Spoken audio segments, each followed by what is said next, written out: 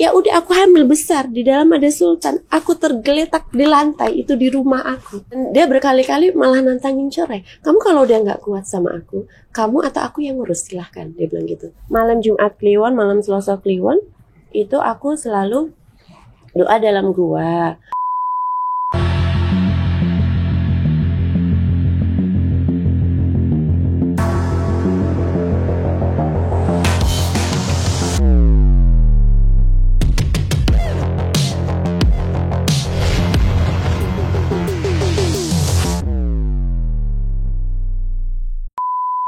Hai guys, welcome back to Ngobrol Asik. Hari ini aku kedatangan perempuan cantik di sebelahku. Ada Mbak Roro Fitria.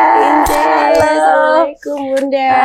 Aku kalau ngeliat Mbak Roro yang sekarang nih barusan kok beda ya sama dulu cara ngomongnya. Alhamdulillah. Mungkin apa ya? Tapi ini pertanyaan bener wajar kan kalau aku tanya. It's okay, nggak apa-apa. Jadi suatu kedewasaan diri itu slowly but sure. Terus dengan semua segala suatu hal tanda kasih Allah dengan notabene cobaan beberapa kali itu juga takes time gitu. Jadi itu yang mendewasakan diri aku sampai dengan di detik ini, dan apa yang disampaikan Bunda itu benar. Tadi aku baru masuk, yang aku expect suaranya, cara ngomongnya kayak dulu gitu. Kayak orang yang berbeda gitu. Berarti sebenarnya Mbak Roro cuma talentnya masih sama. Masih? Kemarin kan barusan syuting di beberapa stasiun TV, tetap suruh jaipongan, tetap suruh girly-girly manja gitu. Tetap ya, maksudnya image-nya tetap. Tapi sebenarnya seorang Roro Fitria sendiri itu adalah yang sekarang apa yang dulu? In between.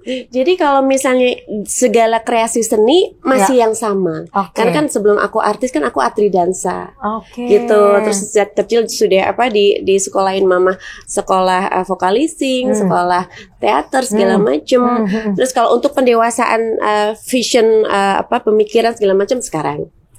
Untuk tahu apa sih kehidupan ini untuk apa, nanti setelah kita dipanggil Allah kita mau ngapain, itu sekarang. Karena aku menimba ilmu talabul ilmi ketika aku dapat cobaan kemarin. Tapi dari perjalanan hidup seorang Roro Fitria nih, mana yang paling berat? Yang paling berat saat mama tercinta dipanggil Allah. Iya pasti. Nah itu aku salah satu orang yang kan setiap hari ada di infotainment. Aku tuh ngelihat mamahnya, aku tuh sampai kayak, duh emang nggak boleh ketemu apa gimana. Aku tuh sedih banget loh, walaupun ya apapun permasalahannya ya. Yang mau aku tanyakan, sedekat itu sama mama? Very close. Jadi papa meninggal waktu pas aku SD, ya. Terus mama itu sangat loyal, dia sangat setia sekali. Jadi nggak married, aku dibesarkan, aku dimanja, ditimang-timang segala hal. Sesuatu sama mama nggak married lagi karena saking setianya. Jadi apa-apa mama gitu. Even waktu pas Allah kasih cobaan pun, aku nggak sedown seperti ketika mama dipanggil. Aku kayak separuh jiwa aku hilang, semangat aku nggak ada gitu, karena dari kecil sampai aku besar apa-apa mama. Jadi ya kayak aku sama Sultan sekarang, Sultan punya aku, just only. Aku pun begitu, sama mamaku sedekat itu. Makanya berasa banget ketika kepergian orang yang tercinta. Tapi Mbak Roro ada merasa kayak suatu penyesalan kayak, aduh mama mungkin ada pikiran sama kondisinya Mbak Roro saat itu, ada nggak sempat kayak begitu? Pasti ya, suatu kekecewaan yang sangat mendalam, yang sampai dengan beliau aku belum bisa pure membahagiakan beliau, malah mungkin bisa dikategorikan aku malah mempermalukan beliau gitu ya.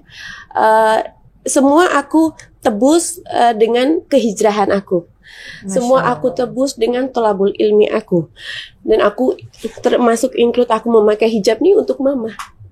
Iya, karena aku yakin dan percaya, dan ada di Al-Ahzab ayat 59 bahwa siapa yang sudah mengenakan hijab itu nanti pahalanya nggak cuma mengalir ke aku tapi ke orang tua. Iya, aku bisa nolongin mama tuh ya dengan ibadahku sekarang. Saat itu mama setiap sering mengunjungi, datang, menguatkan hati. Iya, Bisa ketemu kan? bisa ketemu. Jadi di beberapa kali persidangan, terus udah gitu memang kalau kakak kandung kan memang di Jogja dan mereka sibuk masing-masing. Jadi ya memang even mama itu stroke dengan suster. Aku lihat tuh pakai kursi Iya. roda. Cuman mama yang mau datang gitu, yang berkenan datang, dan itu sangat berarti buat aku. Karena aku iya menguatkan, dan di saat itu kan memang aku sangat labil ya, dan hedon sekali. Jadi ya bener-bener mama, kehadiran mama, cinta kasih mama, pelukan mama, aku lihat mama di kursi roda sambil nemenin aku pun aku udah seneng banget gitu. Kebahagiaannya itu aja ya. Iya bener. Apa pesan-pesan mama sih saat kalau lagi ngunjungin Mbak Roro? Apa pesan beliau? Pesan mama, satu hal ya yang aku sangat salut sama mama, respect sekali sama mama. Even aku melakukan kesalahan pun mama nggak pernah nyalain aku, mama malah nyalain mama sendiri. Yo Nduk, apa mama salah yo sing gede ke kue gitu. Apa aku salah? Iya, Gedein kamunya ya gitu. Jadi mama tuh nyalain diri sendiri. Jadi aku malah lebih feeling guilty gitu. Jadi saking sayangnya mama sama aku, nggak pernah marah sedikit pun, nggak pernah. Support ya. Support. Sakit apa waktu itu, Mbak? Stroke ya. Stroke ya. Tapi sempat pas mama detik-detik terakhir dikabarin. Apa taunya udah nggak ada? Emang setiap hari itu kan telepon ya. Jadi aku pagi telepon waktu pas dibuka keong. Keong tuh artinya gemboknya dibuka jam 7:30 pagi. Aku langsung lari-lari ke telepon box itu buat telepon mama. Kalau antri ya antri gitu. Kebetulan ada istilahnya korpe asisten ya. Korpe aku tak suruh antri, aku kalau udah ya aku telepon mama. Nanti sebelum ditutup lagi keongnya sekitar jam 5 sore aku telepon mama sebelumnya. Jadi ya selalu telepon mama sehari 2 kali, sehari 3 kali. Nah, pada saat hari itu tahu berarti kondisi Taunya terakhir telepon adalah di jam 5 sore sehari sebelumnya. Karena kan mama wafat tuh sekitar jam 3 pagi. Oke. Dan aku waktu pas udah dibuka keongnya, aku telepon mama jam masih oke, masih nggak masalah. Enggak, sebelumnya masih oke, sebelum jam 5. Sebelum jam 5 masih oke. Abis itu kan ditutup, nggak boleh kemana-mana sampai besok pagi jam 7:30. Nah, waktu 7:30 tuh aku telepon, yang ngangkat tante. Iya, tante yang sekarang manajerku nih. Nah, Sabtu Minggu dia nggak bisa ikut. Nah, itu tante bilang, Rok, yang kuat ya. Apa? Yang kuat apa? Mama udah nggak ada, nggak mungkin. Aku langsung teriak tuh, satu blok denger semua, nggak mungkin, aku bilang gitu. Terus aku langsung, suddenly langsung pingsan di tempat telepon box itu gitu. Karena emang nggak kebayang gitu. Karena kan, ya apa-apa mama dan aku yakin kan, mama kan ada sesuatu gift ya, ada suatu kemampuan maksudnya supranatural gitu ya, mama ya. Iya, turunan ya itu. Turunan iya. Jadi aku selalu pede gitu. Maksudnya nggak apa-apa gitu. Tapi ya karena itulah Allah Maha Besar, Allah berkehendak lain, ya Allah ambil mama gitu. Tapi sempat bisa ngelihat nggak? Bisa dengan beberapa protokoler ya, administratif, harus didampingi 3 jaksa, 3 polisi dan semua tim lawyer gitu. Sempat mengantarkan ke tempat peristirahatan mengantar terakhirnya. peserta, tapi udah keburu tutup ya, karena kan nggak boleh melewati 5 kali azan. Nah itu aku udah dengan seluruh protokoler itu, aku sampai di tempat udah ditutup, mama ya udah aku bisa apa? Yang penting masih bisa ngantar ya. Iya, dan di depan pemakaman mama, ya aku pingsan lagi gitu. Pastilah itu. Kehilangan orang tua, apalagi ibu tuh suatu hal yang kayak nyawa kita hilang setengah gitu ya. Benar. Tapi sekarang insya Allah kan udah dapat. Apa bukan gantinya kalau kita bilang dapat semangat hidup yang lain. Hidup baru. Tapi Mbak Roro berarti setelah kejadian udah keluar, terus mama nggak ada gitu, terus menikah kan tiba-tiba saat itu. Berapa lama itu waktu menikah? Sekitar setahun ya. 1 tahun ya. Iya. Dapat tapi alhamdulillah ya. Ya kadarullah tidak running well. Iya. Ya aku syukuri, aku nikmati karena kan berkahnya ya Sultan Ya, gitu betul. ya. Tapi kalau boleh tahu kan saat berpisahnya juga waktu itu nggak baik-baik aja. Enggak. Apa permasalahan waktu itu Mbak? Oke, sekilas balik perkenalannya udah ta'aruf gitu. Sama mantan suami ya? Iya, jadi aku mungkin agak trauma. Jadi next kalau misalnya memang sekarang ada yang deket tapi aku nggak mau ta'aruf. Jadi aku harus step by step mengetahui secara komprehensif dia bagaimana, seperti apa karakternya gitu ya, supaya tidak terjadi hal yang sama gitu. Dan pendekatannya adalah nikah untuk ibadah. Jadi aku di brainwash ya, he has nothing, ya aku terima gitu. Oh jadi bukan, kan yang aku dengar beritanya bahwa seseorang yang hebat apa enggak? Jadi semua Mbak Roro yang fulfill semua, dari yang pengajian pernikahan, akad nikah, pesta pernikahan, mahar. Kok waktu itu mau kenapa? Itu tadi yang aku sampaikan, nikah untuk ibadah.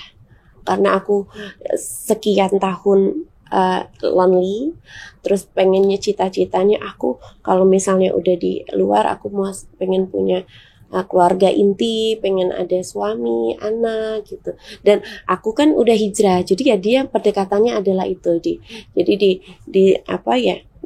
bukan diperalat ya salah lah gitu. Dan aku iya aja gitu. Karena aku ya mungkin agak terlalu naif ya, karena ya gimana gampang apa ya, mungkin apa tuh namanya, kayak mudah untuk iya mungkin karena juga udah 2 tahun itu aku mengalami segala rupa cobaan, sekamar 20 orang Mbak. Itu nyata ya? Real.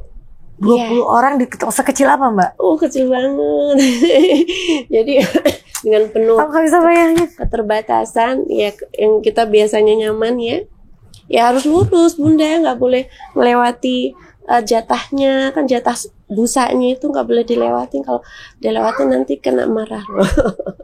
Berantem ya. Jadi ya itu aku semua ambil hikmah dengan kayak gitu. Aku bisa lebih aware sama lingkungan, lebih bisa down to earth, lebih bisa teamwork, kerjasama, lebih bisa menghormati orang, tidak jumawa. Aku ambil hikmahnya. Tapi sebenarnya bisa ada kamar lain yang bisa lebih nyaman gak sih? Enggak, overload sama, ya. Overload ya.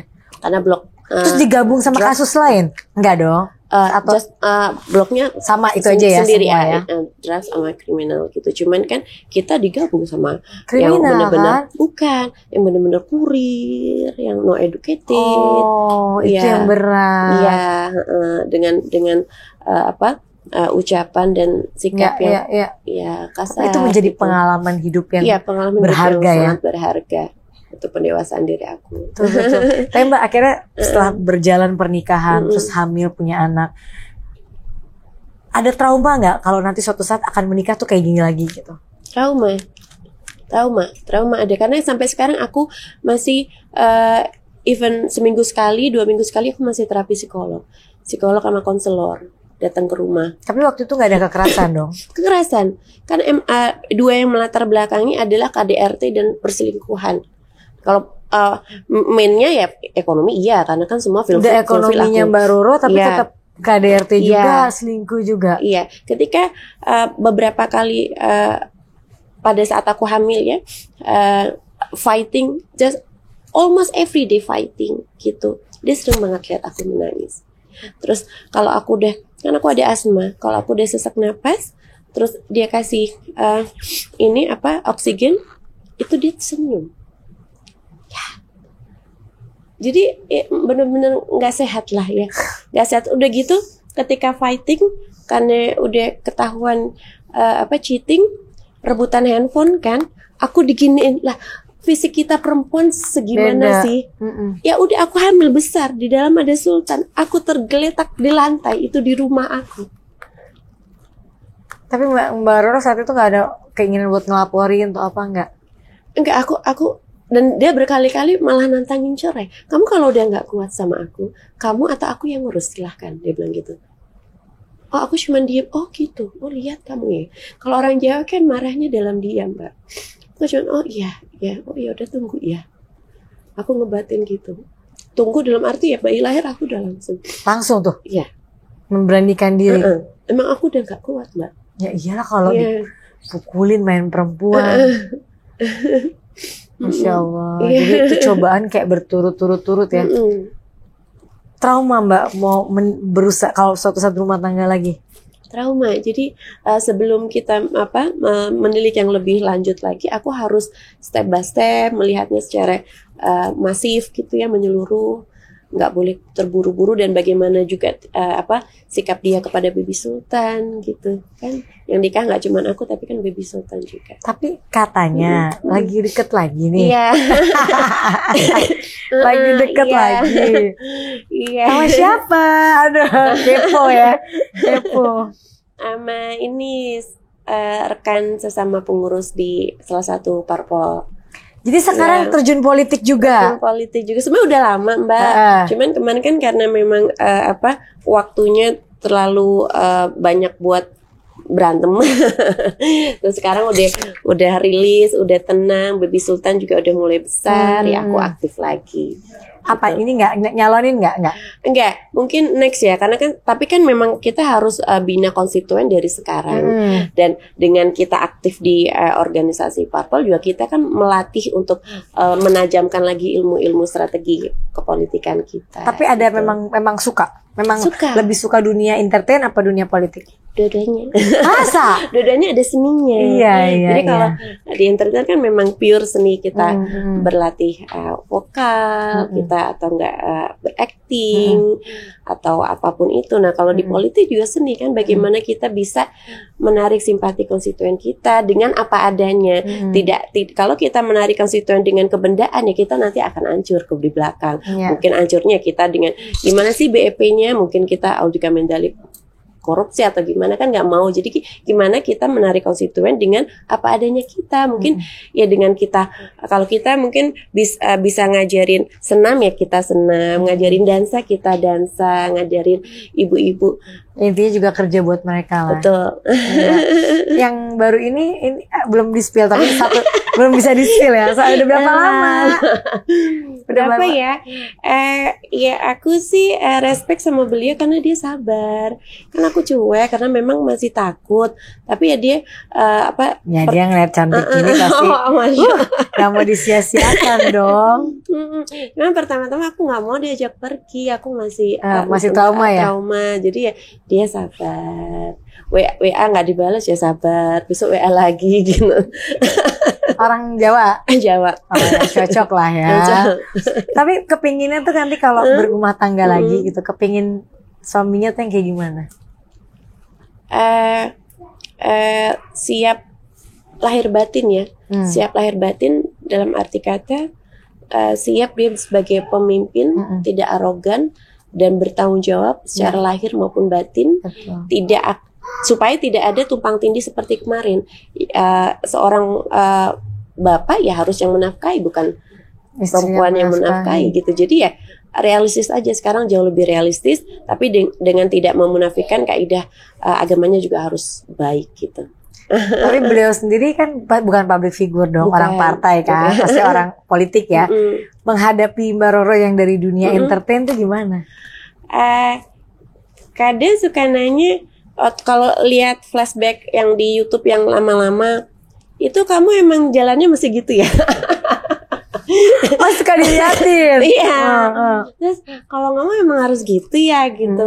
Terus ya gitu kadang suka. Ya kan tadi aku aja nanya, lo kok ngomongnya berubah sekarang kan? Iya, ya itu namanya showbiz ya gitu. Terus beliau oke. Ya lebih suka lagi ya karena kan aku sekarang udah pakai hijab, jadi dianya juga jauh lebih respect sama aku. Gitu. Ini seumur apa lebih muda apa lebih? Lebih mature. Karena kan aku sukanya di mall. Udah jadi harus menerima juga baby sultan dong. Oh harus, ya kan? itu kuncinya. Kalau misalnya beliaunya tidak sayang, tidak ngerengkuh baby kayak anak sendiri, aku nggak mau. Karena aku bener-bener kan kita kan udah biasa mandiri. Jadi kalau misalnya apalagi udah pernah gagal, jadi kalau misalnya ke depan ada yang mendekati harus bener-bener kita nyaman. Kalau enggak ya nggak usah, orang kita bisa mandiri kok. Ya, apalagi kan punya traumatik berumah tangga juga kan. Tapi kan sebagai single parents nih ya Mbak, harus menghidupi anak juga, menghidupi diri sendiri juga gitu. Kegiatan-kegiatan selain di dunia politik apa yang diambil sekarang? Kebetulan ada beberapa unit properti. Jadi aku tuh dulu sebelumnya emang suka beli apartemen beberapa unit terus aku renov sendiri. Ada yang aku jiwa sewain, bisnisnya udah ada. Ada yang aku sewain, ada yang aku jual. Emang sekarang setelah pandemi memang agak turun ya rate-nya ya. Cuman ya nggak apa-apa. Itu kan bisa buat nutup kita per bulannya ya. Gitu. Oh jadi dari bisnis investasi betul, aja. Ada betul. Bisnis lain nggak? Sementara enggak. Dulu sempat ada Swarovski kaftan, cuman musiman ya, udah gitu nggak running lagi. Ikut lagi ya. Kaftan yang pakai bling Swarovski gitu. Tapi kan punya anak dong dari mantan suami. Hubungannya sekarang gimana? Be honestly belum baik karena aku rasa pertama aku masih trauma, kedua dia tidak ada itikat baik sama sekali. Dia beberapa kali bicara di media malah menyudutkan aku, bukannya dia meminta maaf. Jadi ini orangnya manipulatif sekali gitu. Jadi aku rasa kok dia nggak sadar udah menyakiti aku, membohongi aku, terus bicara di media seperti itu tanpa ada penyesalan dan tanpa ada nafkah sama sekali. Sampai hari ini? Sampai hari ini loh, kamu tuh laki-laki kok nggak punya harga diri sama sekali. Aku yang pontang-panting, kamu juga yang jahatin aku. Terus dia bilang Nyai itu sebenarnya takut kalau sampai nemuin aku sama Baby Sultan, karena Baby Sultan pasti milihnya aku. Dia kan ketakutan kehilangan anak. Loh, ketakutan dari mana? Emang Baby Sultan mau yang biasanya hidup enak sudah gitu kemana-mana naik motor hujanan, hitam, dekil, umbelen. Cehongnya keluar habis aku masih kesel. Ya nggak mungkin lah. Jadi karena dia nggak ada itikat baik, nggak ada progres. Ya kalau nggak bisa nafkahi, tapi kamu nice dong, jadi orang personality-nya nice, warm dong. Terus menyadari kesalahan, ya aku bisa nemuin lah. Kamu aja masih jahatin aku. Mau kamu ngotot ketemu Baby Sultan, kita mau berantem lagi depan anak. Tapi sempat minta ketemu berkali-kali, tapi aku nggak mau. Takut lah ya. Bunda, dia tuh cuman levelnya tuh cuman foto posting udah, nafkain enggak, jahatin, ngomong jelek-jelek tentang aku iya. Jadi ya for what? Enggak, mending aku tenangin diri aku. Kamu kalau berubah ya alhamdulillah, ya kalau enggak ya nanti pengadilan akhirat jauh lebih berat, karena kan anak sama sekali nggak dinafkahi kan nanti bertanya di akhirat gitu. Tapi beliau sama sekali belum punya anak. Udah kan dia bohongin aku. Katanya duda sekali, ternyata duda 4 kali, 5 sama aku. Terus ngakunya anak baru 2, ternyata 6, Baby Sultan ke-7. Makanya tuh ya kalau ditanya ketemunya di mana sih? Kalau Bunda mau bilang aku lu bego banget, iya aku bego waktu itu. Tapi terus aku sadar, makanya lahiran langsung gak cerai. Iya ya. Ketemunya di mana? Dita'arufin oleh seseorang ustaz. Ya, mungkin ustaznya juga nggak tahu sebenarnya mungkin ya. Iya. Even nggak tahu, seharusnya ada bentuk responsibility dalam arti dia ngaruh ke aku, ngaruh ke tuh liatin aku sama Baby Sultan. Even sekalipun enggak loh. Kok ya bisa ya? Seharusnya kan, oh ya kasihan Nyai ya. Gimana pun kan dia yang ngenalin aku. Aku mau silaturahmi ke rumah Nyai, liatin Baby Sultan gimana? Enggak. Sampai hari ini enggak? Enggak. Ya mudah-mudahan yang jodoh berikut ini udah menikah belum sih? Kan kelamaan deket juga nggak boleh dong, harus cepat aja, kalau nggak nanti nggak jadi. Iya, Bismillah sih kalau buat pribadi aku sih ini masih tahap 60% Bunda. Jadi ya 40% lagi untuk memantapkan hati aku dan melihat ke depannya kan seperti apa gitu.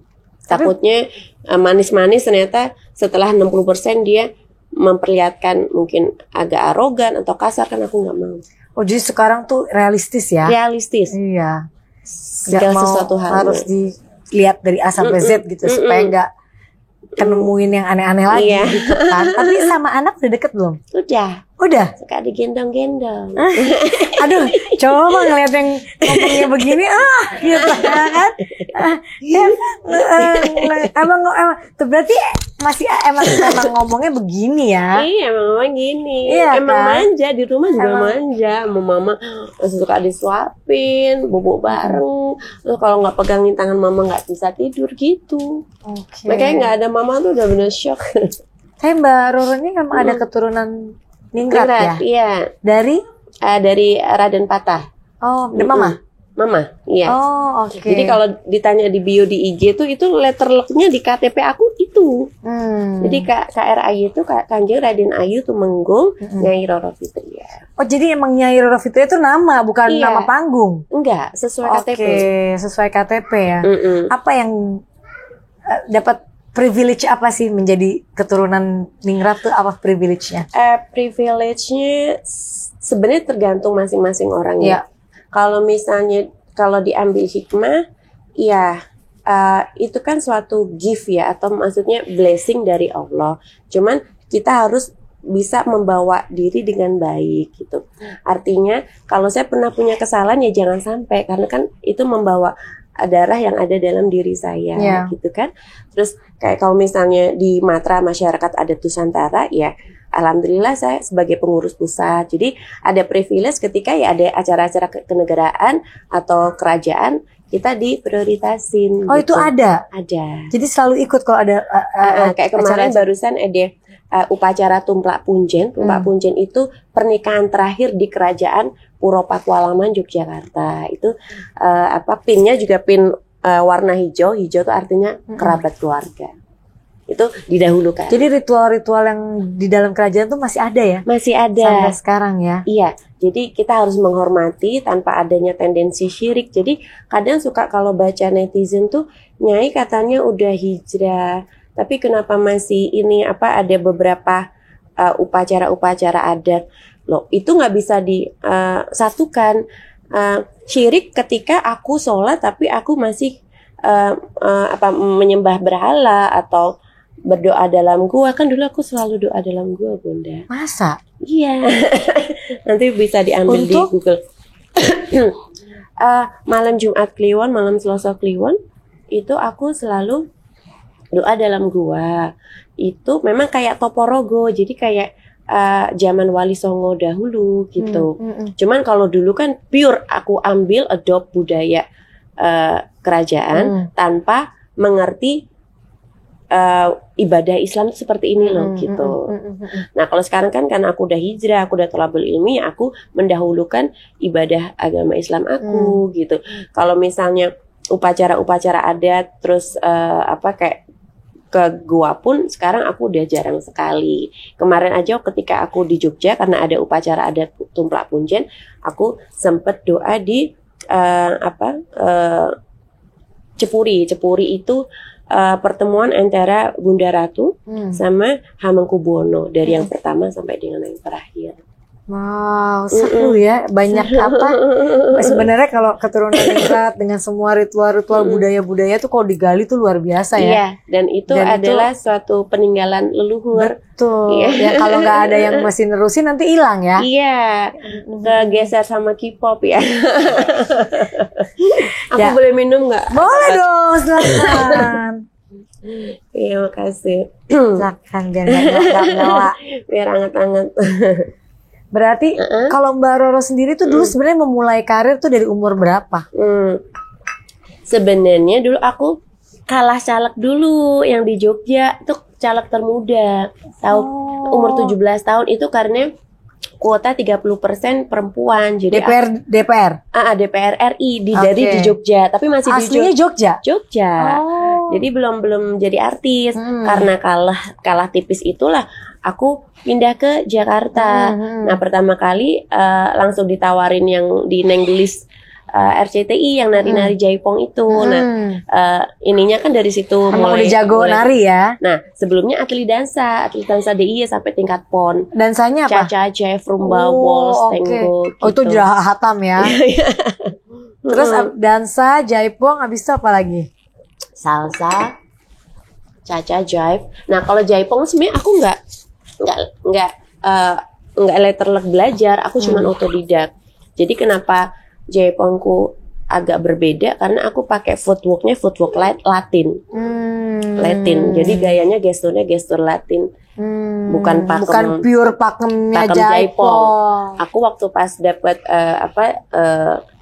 karakter Inggris itu aku literaturnya dari YouTube, terus baca-baca buku, gimana tangannya atau pinggulnya gimana. Cuman aku komen pakai basic footwork Latin aku. Nyanyi juga? Nyanyi juga kan? Sempet nyanyi juga ya? Iya, sampai single ke-8.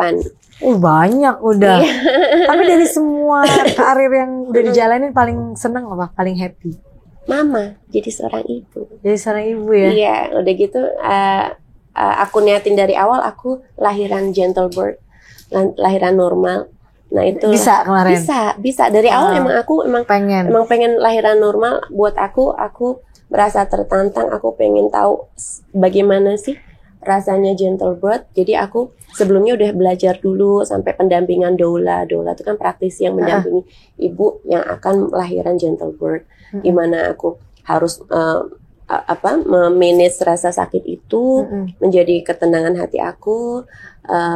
Pasti yang kayak gini nggak teriak-teriak, pasti senyum aja gitu. Iya. Oh, bener kan? Karena udah belajar. Belajar. Jadi beberapa kali pertemuan sama doula, terus prenatal yoga juga. Terus memang karena udah diniatin ya, kalau udah diniatin kan sesakit apapun kita harus fokus ke tujuan utama. Oh ya, gentle birth. Di situ diajari semakin rasa sakit kontraksi itu datang, berarti semakin kita cepat bertemu dengan baby sultan. Lihat wajah ganti.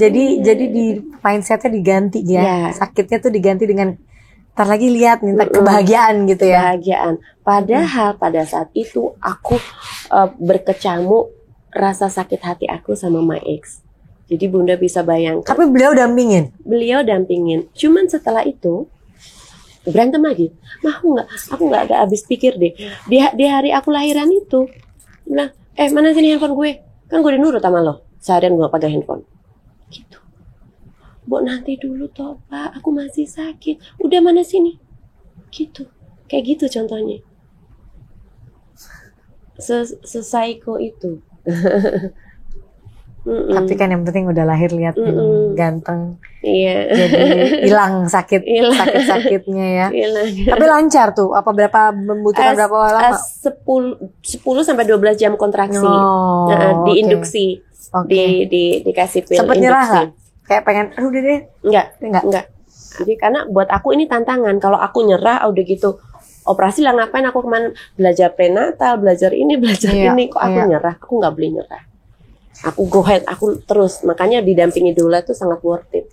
Tapi harapannya kan udah dapat satu-satunya gitu. Terus perjuangannya susah, cobaannya seberat ini. Harapan buat baby sultan apa? Aku pengen baby sultan jadi anak yang selalu sehat. Karena kemarin habis pulang umroh sakit, kena norovirus beberapa kali opnam. Aku berharap baby sultan selalu sehat, menjadi anak yang cerdas, yang soleh. Insya Allah nanti kalau dia sekolah belajar Al-Quran jadi hafiz, bisa jadi nolongin aku nanti di akhirat.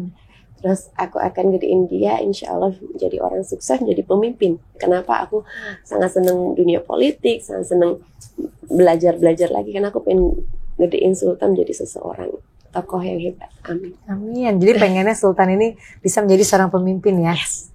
Wow. Tapi pengen dong kalau punya anak lagi. Pengen.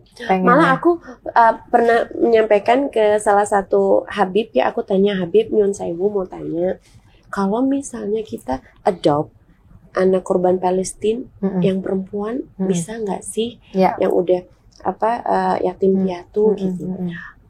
Kemungkinan bisa, tapi nanti akan ganjal di kedutaan perizinan, gitu. Perizinan. Itu aku pengen banget Bunda. Aku pernah sempat tanya juga tentang itu. Katanya nggak bisanya karena banyak kan mereka kalau semua diambil nggak akan ada orang lagi di sana kata. Jadi memang mereka banyak yang lebih menginginkan untuk tetap bertahan di tanahnya mereka. Aku sempat nanya-nanya tuh gitu. Ada lagi juga yang kalau ada yang memang bisa, ada yang enggak gitu. Emang agak sulit sih. Jadi kalau punya lagi sendiri mau dong. Mau, cewek. Aku bingung yang kayak gini bisa di KDRT loh. Kalau aku di KDRT masih ngerti ya, karena lawan-lawanan gitu kan. Kalau yang kayak gini kan kayak dicek sekali lah. Jahat banget. Gitu ya kan? Ya gak sih, bener gak? Kok bisa gitu loh? Dan aku tutupin terus loh Bunda. Dari awal pernikahan sampai dengan terakhir aku tutup harga dirinya dia. Terakhir ya aku omongin apa adanya kalau everything is mine, yang fulfill aku. Pesta megah gitu ke aku. Tapi kan di awal aku tutupin semuanya. Biar harga diri buat. Betul. Cuman dia nggak tahu terima kasih. Ya mudah-mudahan dapat gantinya yang lebih baik. Amin. Dapat disegerakan. Biar dapat omongan lagi. Amin. Cewek. Tapi sekarang kesibukannya gimana cara membagi antara anak, kerjaan, pacar, gimana membaginya? Buat aku prioritas pertama aku harus sehat dulu. Dengan sehat aku bisa sholat 5 waktu, aku bisa ngaji. Insya Allah dengan semua itu alam dan Allah akan menjawab semua kebaikan-kebaikan dalam hidup aku, termasuk untuk baby Sultan. Ya setelah itu prioritasnya adalah baby Sultan. Ya, anak selalu jadi prioritas pertama. Terakhir Mbak Roro. Semua istilahnya misalnya sayang ke orang tua pasti sudah dilakukan dengan sekarang berhijrah, doa terus, anak udah dapet yang luar biasa, jodoh juga sebentar lagi sudah di depan mata. Apa sih harapan seorang Roro Fitria yang belum tercapai dan sangat-sangat diinginkan? Menjadi suatu pribadi yang bisa bermanfaat untuk banyak orang. Sekarang kan yang dipikirin aku dulu nih, aku menata mental aku dulu, aku menata keluarga kecil aku dulu, aku mencari sosok imam figur suami yang baik dulu. Nanti kalau aku udah nyaman keluarga inti, aku ingin bisa menjadi berkat atau manfaat bagi orang-orang banyak. Gitu. Itu yang diinginkan. Ya, entah aku nanti maju lagi di anggota dewan, entah aku nanti apapun, yang penting bisa bermanfaat bagi orang banyak, punya karyawan banyak atau apa kan itu bisa. Nah, yang penting aku dulu dibenerin. Amin. Semoga tercapai keinginannya. Ya. Mbak Roro, terima kasih waktunya udah mau hadir di sini. Semoga disegerakan. Amin. Semoga sehat selalu anak dan ibunya, sukses semuanya. Amin. Terima kasih ya. Oke guys, thank you for watching. Jangan lupa like, comment, and subscribe.